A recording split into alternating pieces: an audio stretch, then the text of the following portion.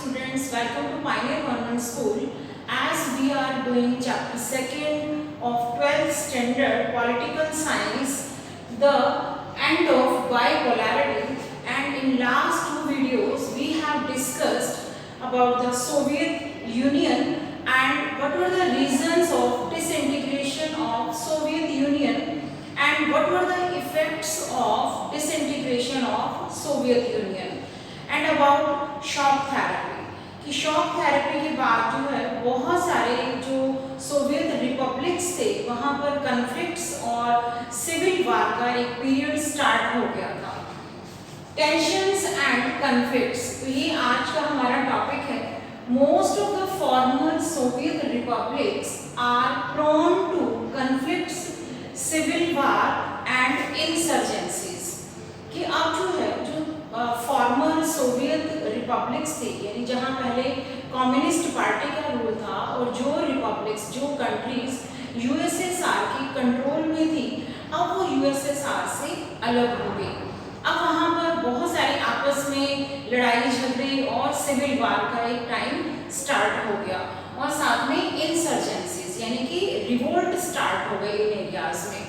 तो इसके different reasons थे कि क्यों जो है यहाँ पर सिविल वार की सिचुएशन क्रिएट हुई या फिर इनके बीच में कन्फ्लिक्ट्स हुए, तो इसके बहुत सारे रीजंस हैं। तो फर्स्ट है secessionist movement. Secessionist movement means कि एक ही एरिया में जब डिफरेंट प्रोविंसेस इंडिपेंडेंस की डिमांड करती हैं कि हम अब इस कंट्री में नहीं रहना चाहते, हमें आज़ादी चाहिए, तो बहुत सारे ऐसे रीजंस थे जो चाहते थे कि हम इनसे अब अलग हो जाएं और कंप्लीट इंडिपेंडेंस हो हमारे पास। In Russia two republics Chechnya and Dagestan had violent secessionist movement.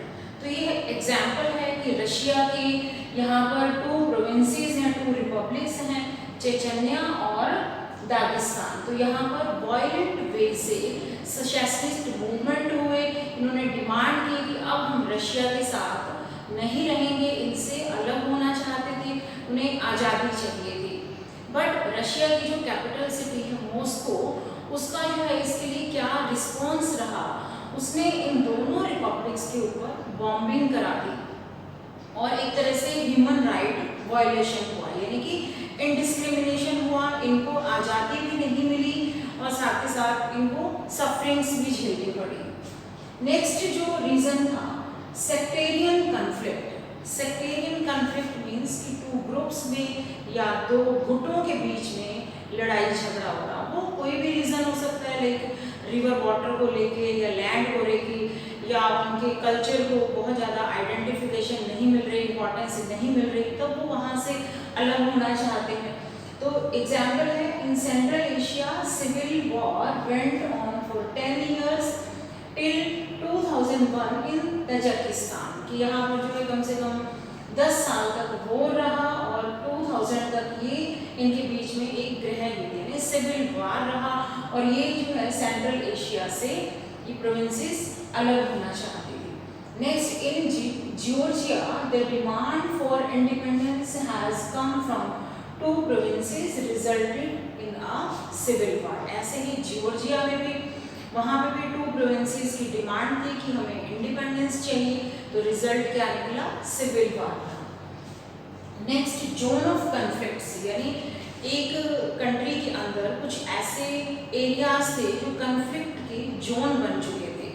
क्यों बन चुके थे? क्योंकि ऐसे एरियाज जो थे वो वहाँ पर बहुत ज़्यादा रिसोर्सेज थे, तो आसपास की कंट्रीज जो भी नेबर कंट्रीज वो ये चाहते थे कि ये एरिया हमारे पास आ जाए, कि हम इस एरिया के ऊपर कब्जा कर लें, इसको एक्वायर कर लें। तो एग्जाम्पल है central Asian republics are areas with vast hydrocarbon resources. कि ये सेंट्रल एशियन रिपब्लिक्स के जो एरियाज थे वहाँ पर बहुत ज़्यादा हाइड्रोकार्बन रिसोर्सेज थे, लाइक वहाँ पर कोल, पेट्रोलियम, ऑयल, ये बहुत ज़्यादा थे and became zone of competition. तो ये कंपटीशन मेन जो है यूएस, चाइना और रशिया में रहा। सब जो है इस एरिया को अपने अंडर में करना चाहते थे। Next peaceful split. Peaceful split की बहुत पीसफुल मैनर से अलगाव हो जाना, एक ही कंट्री के डिफरेंट पार्ट्स हो जाना। In Eastern Europe, Czechoslovakia split in Czechs and Slovaks. यहाँ पर चेकोस्लोवाकिया की 2 कंट्रीज बन गई, एक चेक्स के नेम से और दूसरा स्लोवैक्स के नेम से। बट ये जो है बहुत ज़्यादा पीसफुल मैनर से ये स्प्लिट हुआ।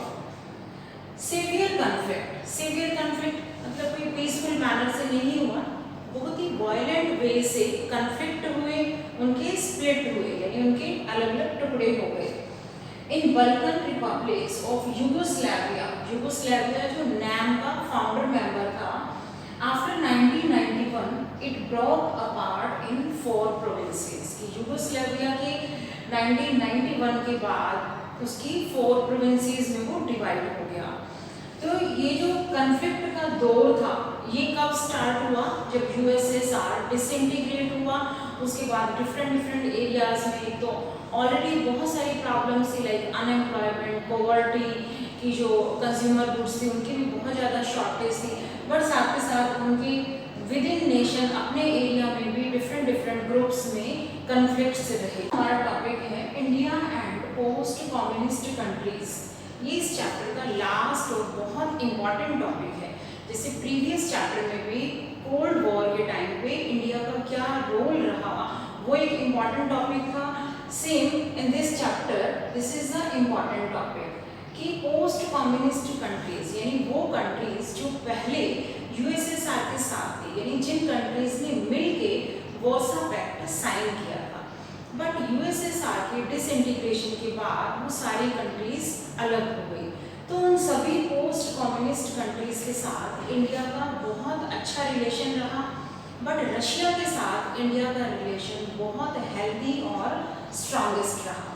इसकी बहुत सारे रीजंस हैं। फर्स्ट है ट्रस्ट एंड कॉमन इंटरेस्ट, कि इंडिया और रशिया एक दूसरे के ऊपर बहुत ट्रस्ट करते हैं, यानी फेथ करते हैं एक दूसरे के ऊपर। साथ में बहुत सारे इनके कॉमन इंटरेस्ट हैं, लाइक इंडियन पॉपुलेशन और रशियन पॉपुलेशन की बॉन्डिंग्स काफ़ी अच्छी हैं।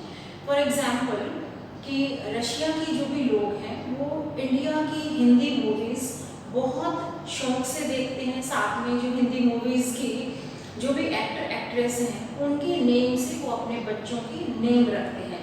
तो ये हमारी बुक में भी एग्जाम्पल दिया हुआ है, लाइक राज कपूर, अमिताभ बच्चन, ऐसे नेम जो है वो रशियन पीपल अपने बच्चों के नेम रखते हैं। Second, common vision of multipolar world, कि इंडिया और रशिया दोनों ने मिलके एक कॉमन विजन देखा, यानी मिलकर एक सपना देखा मल्टीपोलर वर्ल्ड का। कि पहले सेकेंड वर्ल्ड वॉर के बाद पूरा वर्ल्ड 2 पोल्स में डिवाइड हो गया था। बट यूएसएसआर के डिसइंटीग्रेशन के बाद एक यूएस अकेला यूनिपोलर रह गया। बट अब इंडिया और रशिया दोनों कंट्रीज यही चाहती थी कि अब मल्टीपोलर वर्ल्ड होना चाहिए, यानी कि देश में सभी को, जितनी भी कंट्रीज हैं उनको इक्वालिटी मिले, चाहे वो इंटरनेशनल इंस्टीट्यूशंस हैं लाइक वर्ल्ड बैंक, IMF, तो सभी कंट्रीज को इक्वालिटी मिले और इक्वल अपॉर्चुनिटीज मिले ग्रो करने के लिए। नेक्स्ट, कलेक्टिव सिक्योरिटी, कि इंडिया और रशिया दोनों ने मिलकर ये डिसाइड किया कि अगर कोई एक नेशन दूसरे नेशन के ऊपर अटैक करता है या वॉर जैसी सिचुएशंस क्रिएट हो जाती हैं तो ये दोनों मिलके जो है एक कलेक्टिव उसका सॉल्यूशन निकालेंगे।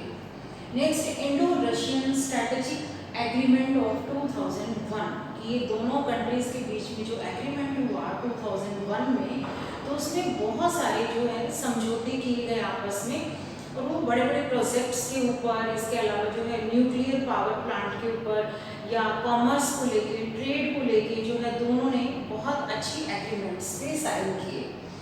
नेक्स्ट, जो इंडिया और रशिया के जो बहुत हेल्दी रिलेशंस हैं तो उसका हमारे कंट्री को क्या बेनिफिट मिल रहा है। फर्स्ट है, Russia is in favour of India in issues like Kashmir, कि हर बार रशिया जो है वो इंडिया के फेवर में ही रहता है। जैसे जो इशू है POK, Pakistan occupied Kashmir area, तो रशिया की यही थिंकिंग है कि वो इंडिया के पास ही ये एरिया होना चाहिए। सेकेंड, एनर्जी सप्लाई, कि जैसे रशिया के पास वास्ट एनर्जी रिसोर्सेज हैं, तो इंडिया में जब भी ऑयल से रिलेटेड, पेट्रोल से रिलेटेड कोई भी क्राइसिस होते हैं तो इंडिया जो है रशिया से ही इन पेट्रोल और डीजल की डिमांड करता है। Next, sharing information on international terrorism. ये जब भी कोई टेररिज्म का केस सामने आता है तो ये दोनों कंट्रीज आपस में इंफॉर्मेशन शेयर करते हैं। एक्सेस टू सेंट्रल एशिया, क्योंकि एशिया की सबसे बड़ी कंट्री है रशिया, तो जब रशिया के साथ हमारे इतने अच्छे रिलेशन हैं तो इंडिया के लिए सेंट्रल एशिया में जाना, चाहे वो ट्रेड के पर्पज से है या विजिटर्स उस एरिया में जाते हैं, तो बहुत इजी एक्सेस है। Next, balancing it's relations with China, कि चाइना के साथ जब भी हमारे रिलेशन खराब हुए तो रशिया ने एक बहुत अच्छा रोल प्ले किया इन दोनों के रिलेशंस को बैलेंस्ड करने में।